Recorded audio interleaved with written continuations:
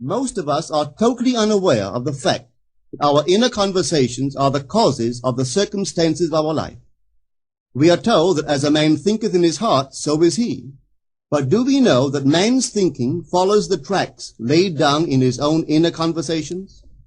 To turn the tracks to which he is tied in the direction in which he wants to go, he must put off his former conversation, which is called in the Bible the old man, and be renewed in the spirit of his mind. Speech is the image of mind. Therefore, to change his mind, he must first change his speech. By speech is meant those mental conversations we carry on with ourselves. The world is a magic circle of infinite possible mental transformations, for there are an infinite number of possible mental conversations. When man discovers the creative power of inner talking, he will realize his function and his mission in life. Then he can act to a purpose. Without such knowledge, he acts unconsciously. Everything is a manifestation of the mental conversations which go on in us without our being aware of them. But as civilized beings, we must become aware of them and act with a purpose. A man's mental conversations attracts his life. As long as there is no change in his inner talking, the personal history of the man remains the same.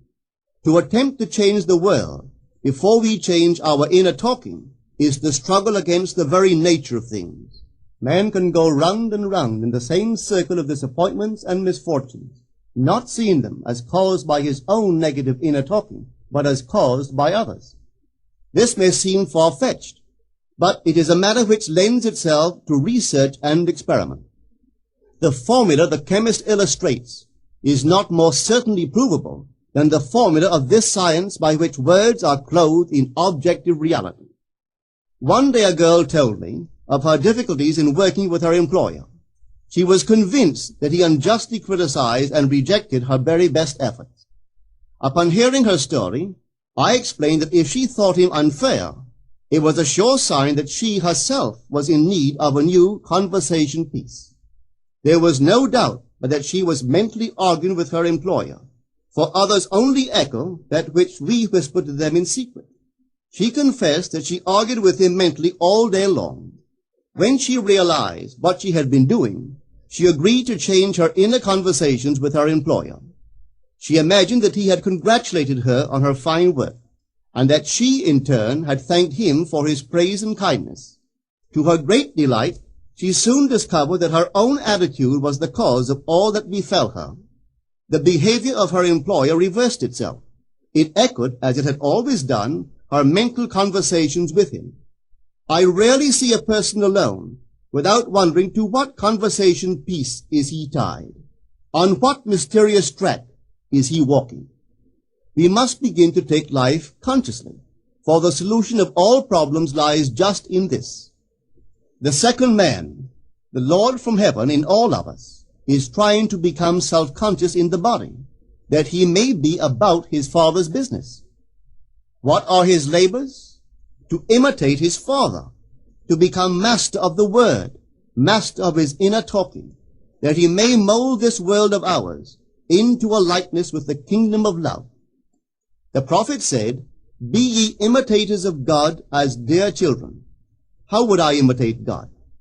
Well, we are told that God calls things that are not seen as though they were seen, and the unseen become seen. This is the way the girl called forth praise and kindness from her employer. She carried on an imaginary conversation with her employer from the premise that he had praised her work, and he did. Our inner conversations represent in various ways the world we live in. Our individual worlds are self-revelations of our own inner speech. We are told that every idle word that men shall speak, they shall give account thereof. For by their words they shall be justified, and by their words they shall be condemned. We abandon ourselves to negative inner talking, yet expect to retain command of life. Our present mental conversations do not recede into the past as man believes. They advance into the future to confront us as wasted or invested words. My word, said the prophet, shall not return unto me void, but it shall accomplish that which I please, and it shall prosper in all the things whereto I sent it. How would I send my word to help a friend? I would imagine that I am hearing his voice, that he is physically present, that my hand is on him. I would then congratulate him on his good fortune, tell him that I have never seen him look better. I would listen as though I heard him. I would imagine that he is telling me he has never felt better, he has never been happier. And I would know that in this loving, knowing communion with another, a communion populous with loving thoughts and feelings, that my word was sent, and it shall not return unto me void, but it shall prosper in the thing whereto I sent it. Now is the accepted time. Now is the day of salvation. It is only what is done now that counts, even though its effects may not be visible until tomorrow. We call not aloud, but by an inner effort of intense attention. To listen attentively, as though you heard, is to create. The events and relationships of life are your word made visible. Most of us rob others of their willingness and their ability to be kind and generous by our fixed attitudes towards them. Our attitudes unfold within us in the form of mental conversations. Inner talking from premises of fulfilled desire is the way to consciously create circumstances. Our inner conversations are perpetually outpictured all round us in happenings. Therefore, what we desire to see and hear without, we must see and hear within, for the whole manifested world goes to show us what use we have made of the word. If you practice this art of controlled inner speaking, you too will know what a thrill it is to be able to say, and now I have told you before it come to pass, that when it is come to pass, ye might believe. You will be able to consciously use your imagination to transform and channel the immense creative energies of your inner speech from the mental, emotional level to the physical level. And I do not know what limits, if any, there are to such a process. What is your aim? Does your inner talking match it? It must, you know. If you would realize your aim, or as the prophet asked, can two walk together except they be agreed? And of course the answer is no, they cannot. The two who must agree are your inner conversation and the state desired. That is, what you desire to see and hear without, you must see and hear within. Every stage of man's progress is made by the conscious exercise of his imagination, matching his inner speech to his fulfilled desire. As we control our inner talking, matching it to our fulfilled desires, we can lay aside all other processes. Then we simply act by clear imagination and intention. We imagine the wish fulfilled and carry on mental conversations from that premise. The right inner speech is the speech that would be yours were you to realize your ideal. In other words, it is the speech of fulfilled desire. Now you will understand how wise the ancient was when he told us in the Hermetica, there are two gifts which God has bestowed upon man alone, and on no other mortal creature. These two are mind and speech, and the gift of mind and speech is equivalent to that of immortality. If a man uses these two gifts rightly, he will differ in nothing from the immortals. And when he quits his body, mind and speech will be his guides, and by them he will be brought into the troop of the gods and the souls that have attained to bliss.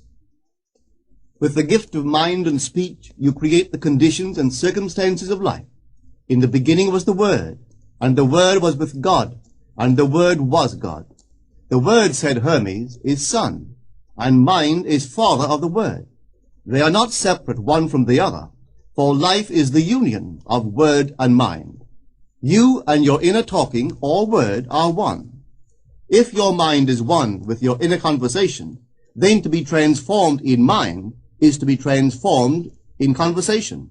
It was a flash of the deepest insight that taught Paul to write, put off the former conversation, the old man, which is corrupt, and be renewed in the spirit of your mind. Put on the new man. Put on the new man and be renewed in the spirit of your mind is to change your inner conversation, for speech and mind are one. A change of speech is a change of mind. The prophet Samuel said, the Lord spake by me, and his word was in my tongue. If the Lord's word was in the prophet's tongue, then the Lord's mouth that uttered the word must be the prophet's mind. For inner conversations originate in the mind and produce little tiny speech movements in the tongue. The prophet is telling us that the mouth of God is the mind of man, that our inner conversations are the word of God, creating life about us as we create it within ourselves. In the Bible you are told that the word is very near to you, in your mouth and in your heart, that you may do it. See, I have set before you this day life and good, death and evil, blessings and cursings. Choose life. The conditions and circumstances of life are not created by some power external to yourself. They are the conditions which result from the exercise of your freedom of choice, your freedom to choose the ideas to which you will respond. Now is the accepted time. This is the day of salvation. Whatsoever things are of good report, think on these things. For your future will be formed by the word of God, which is your present inner talking.